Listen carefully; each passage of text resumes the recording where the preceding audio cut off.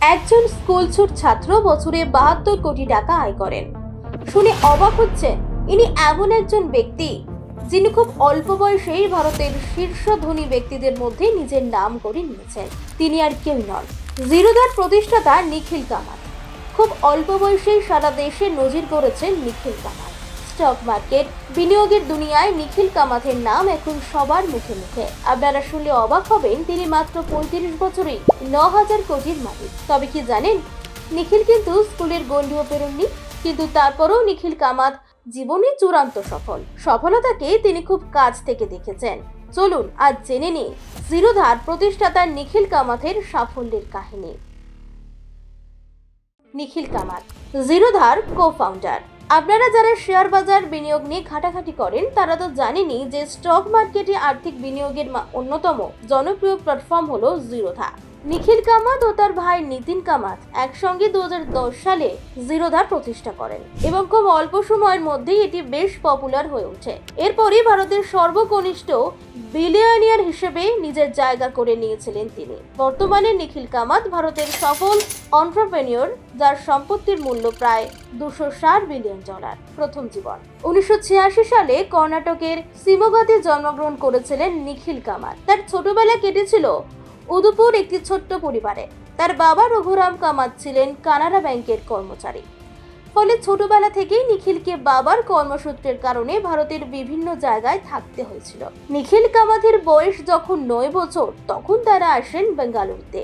এরপর থেকেই তারা এখানে স্থায়ীভাবে থাকতে শুরু করেন। ছোটবেলা থেকে নিখিলের মধ্যে অঙ্কের প্রতি প্রবল আগ্রহ থাকলেও স্কুল জীবন খুব একটা ভালো কাটেনি তার, বরং খুব অল্প বয়সেই স্কুল ছেড়েছিলেন নিখিল। কারণ নিখিল কামাত ছোটবেলা থেকেই প্রথাগত স্কুলের এই শিক্ষা ব্যবস্থাকে খুব একটা পছন্দ করতেন না। বেঙ্গালুরুতে একটি লোকাল স্কুলে তিনি পড়াশোনা করতেন, কিন্তু কিছু কারণবশত স্কুল কর্তৃপক্ষ তাকে 10ম শ্রেণীর পরীক্ষায় বসতে দেয়নি। আর সেখান থেকেই তিনি সিদ্ধান্ত নিয়েছিলেন তিনি আর স্কুল যাবেন না। মাত্র 14 বছর বয়সে তিনি স্কুল ড্রপ আউট করেন। কিন্তু তার জীবনের গতিপথ আমাদের শেখায়, প্রথাগত শিক্ষার বাইরেও একটা বড় পৃথিবী রয়েছে, তাই শেখার কোনো শেষ নেই। স্কুলের গণ্ডি না পেরোলেও নিখিল কামাত কিন্তু কেরিয়ার নিয়ে যথেষ্ট সচেতন ছিলেন। মাত্র 17 বছর বয়সে তিনি একটি কল সেন্টার থেকে তার কর্মজীবন শুরু করেছিলেন। এমনকি এই চাকরিটা পাওয়ার জন্য তিনি তার বার্থ সার্টিফিকেট নকল করেছিলেন। তিনি কল সেন্টার থেকে মাস গেলে মাত্র 8000 টাকা মাইনে পেতেন। জিরোধার সূচনা এবং সাফল্য। নিখিল কামাত বিকেল 4টে থেকে রাত 1টা পর্যন্ত কল সেন্টারে কাজ করতেন এবং সকালবেলায় তিনি নিজের প্রায় সময়টাই দিয়ে দিতেন শেয়ার মার্কেটে। তখন থেকেই ট্রেডিং এর দুনিয়া তিনি একটু একটু করে পা রাখেন। আর তার বয়স 18 বছর হলে তিনি ট্রেডিং বিষয়টি খুব গুরুত্ব দিতে শুরু করেছিলেন। তখন থেকেই যেন নিখিল কামাত বুঝতে পেরেছিলেন এই ট্রেডিং তাকে তার স্বপ্নের জীবন দিতে পারে। তবে ব্যর্থতার সময় পরিবারে যে সবথেকে বড় শক্তি তা নিখিলের পরিবার প্রমাণ করেছিল। নিখিল কামাতের পরিবার তাকে এই সময় খুবই সাহায্য করেছিল। নিখিল কামাতের বাবা তার জমানো কিছু টাকা ছেলেকে দিয়েছিলেন বিনিয়োগ করার জন্য। এমনকি নিখিল কামাত তার ম্যানেজারকেও বিনিয়োগের জন্য আগ্রহ করে তুলেছিলেন। শেয়ার মার্কেটের ছোট ছোট সাফল্য তাকে তার স্বপ্নের দিকে আরো কিছুটা এগিয়ে দিয়েছিল।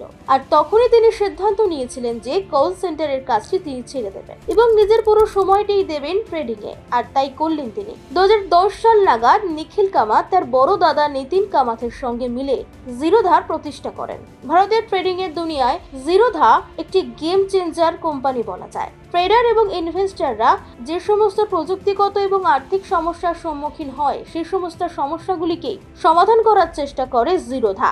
জিরোধা মূলত একটি স্টক ব্রোকার কোম্পানি। এরপরে আস্তে আস্তে নিখিল কামাতের অধ্যবসায় এবং পরিশ্রমের মাধ্যমে জিরোধা ভারতের বৃহত্তম স্টক ব্রোকার্সে পরিণত হয়েছে। জিরোধার বর্তমান ক্লায়েন্টের সংখ্যা 1 কোটিরও বেশি, কারণ এটি খুবই ইউজার ফ্রেন্ডলি একটি ইনভেস্টমেন্ট প্ল্যাটফর্ম। নিখিল কামাত তার স্মার্ট ট্রেডিং টেকনিক এবং শেয়ার বাজার সম্পর্কে তার ডিপ অ্যানালাইসিসের জন্য বেশি পরিচিত। শেয়ার বাজার ইনভেস্টমেন্টের ক্ষেত্রে রিস্ক ফ্যাক্টর থেকেই যায়, কিন্তু নিখিল জীবনে রিস্ক নিতে ভয় পান না, আর সেটাই তার সফলতার অন্যতম চাবিকাঠি। নিখিল কামাত তার স্মার্ট ট্রেডিং টেকনিক এবং শেয়ার বাজার সম্পর্কে তার ডিপ অ্যানালাইসিসের জন্য বেশি পরিচিত। শেয়ার বাজার ইনভেস্টমেন্টের ক্ষেত্রে রিস্ক ফ্যাক্টর থেকেই যায়, কিন্তু নিখিল জীবনে রিস্ক নিতে ভয় পান না, আর সেটাই তার সফলতার অন্যতম চাবিকাঠি। শুধুমাত্র জিরোধা নয়, নিখিল কামাত ট্রু বেকন নামে আরো একটি কোম্পানি প্রতিষ্ঠা করেন, যাকে বলা বলা হয় প্রিমিয়াম অ্যাসেট ম্যানেজমেন্ট কোম্পানি, যারা বিনিয়োগকারীদের সম্পত্তির ম্যানেজমেন্ট এবং দেখাশোনা করতে সাহায্য করে। ট্রেডিং ছাড়াও 2021 সালে নিখিল কামাত রিয়েল এস্টেট ব্যবসার জগতে পা রেখেছেন। তিনি গ্রুহাস নামের একটি কোম্পানি শুরু করেন, যেটি একটি রিয়েল এস্টেট ইনভেস্টমেন্ট এবং প্রপটেক কোম্পানি। নিখিল কামাতের আয় এবং পডকাস্ট। নিখিলের প্রচেষ্টায় 2022-23 সালে জিরোধার বাজার মূল্য ছিল প্রায় 30,000 কোটি টাকা। জিরোধা থেকে তার আয় শুনলে আপনি অবাক হয়ে যাবেন। তিনি এবং তার দাদা বছরে 72 কোটি টাকা আয় করেন। বেশ কিছু বছর উত্থান পতনের মধ্যে দিয়ে যাবার পর 2015 সালে নিখিল কামাতের সম্পত্তির মূল্য দাঁড়ায় 500 কোটি টাকা। এরপরে 2020 সাল নাগাদ ফোর্বসের তালিকায় ভারতের 100 জন ধন কবিরদের মধ্যে নিজের জায়গা করে নিয়েছিলেন নিখিল। দাঁড়ান, শুধুমাত্র এখানেই থেমে নেই নিখিল কামাত। বর্তমানে তিনি একজন সফল ইউটিউবার এবং ইনফ্লুয়েন্সারও বটে। তার নিজের নামেই একটি পডকাস্ট ইউটিউব চ্যানেল রয়েছে এবং এই পডকাস্ট সিরিজের নাম WTF। 2025 সালের 10 জানুয়ারি প্রধানমন্ত্রী নরেন্দ্র মোদীর সঙ্গে কথোপকথন তার ইউটিউব চ্যানেলের অন্যতম একটি মাইলস্টোন বলা চলে। এছাড়াও নিখিলের পডকাস্টে বিল গেটস, রণবীর কাপুর সহ আরো অনেক প্রভাবশালী ব্যক্তিরা এসেছেন। ইউটিউব চ্যানেলের পাশাপাশি নিখিল কামাত বিভিন্ন ছোট বড় স্টার্টআপে বিনিয়োগের মাধ্যমে সেখান থেকেও আয় করেন। তিনি যেসব ছোট বড় কোম্পানিতে বিনিয়োগ করেছেন সেগুলির মধ্যে উল্লেখযোগ্য হলো পিসেফ, লিসিয়াস, থার্ড ওয়েভ কফি, ভোকাল ইত্যাদি। তবে নিখিল কামাতের জীবনের আরেকটি দিক সম্পর্কে অনেকেই অবগত নন। তিনি কিন্তু তার সম্পত্তির 50% দান করে দিতে চান। ট্রেডিং কোম্পানি জিরোধার সহ প্রতিষ্ঠাতা নিখিল 2023 সালে দ্য গিভিং প্লেজের সঙ্গে যুক্ত হন। তিনি ভারতের সর্বকনিষ্ঠ ব্যক্তি যিনি দ্য গিভিং প্লেজের সঙ্গে যুক্ত হয়েছিলেন, যেখানে বিশ্বের ধনী ব্যক্তিরা তাদের আয়ের অধিকাংশই জনসেবার কাজে দান করে থাকেন। তাদের দান করা টাকা খরচ করা হয় জনকল্যাণমূলক কাজে, আর সেখানে নিজের সম্পত্তির অর্ধেক দান করার কথা ঘোষণা করেছিলেন নিখিল কামাত।